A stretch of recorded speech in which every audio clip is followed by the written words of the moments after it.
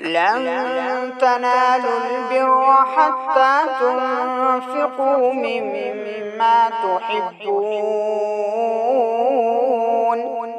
وما تنفقوا من شيء فإن الله به عليم. كل الطعام كان حلا لبني إسرائيل إلا ما حرم إسرائيل على نفسه من قبل أن تنزل التوراة. قل فأتوا بالتوراة فاتلوها إن كنتم صادقين. فمن افترى على الله الكذب من بعد ذلك فأولئك هم الظالمون.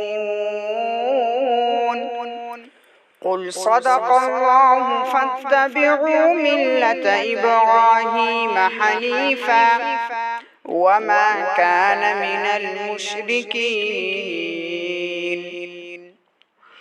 إن أول بيت وضع للناس للذي ببكة مباركا وهدى للعالمين. فيه آيات بينات مقام إبراهيم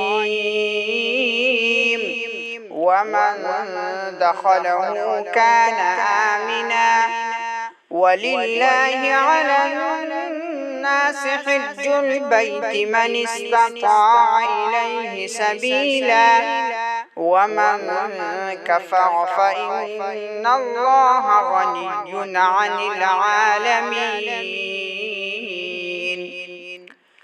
قل يا أهل الكتاب لم تكفرون بآيات الله والله شهيد على ما تعملون.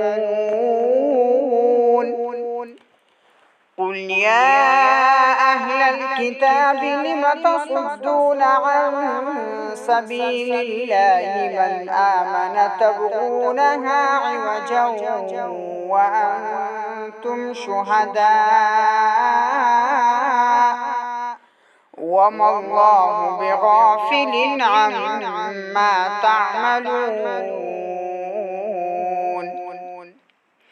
يا أيها الذين آمنوا إن تطيعوا فريقا من الذين أوتوا الكتاب يردوكم بعد إيمانكم كافرين.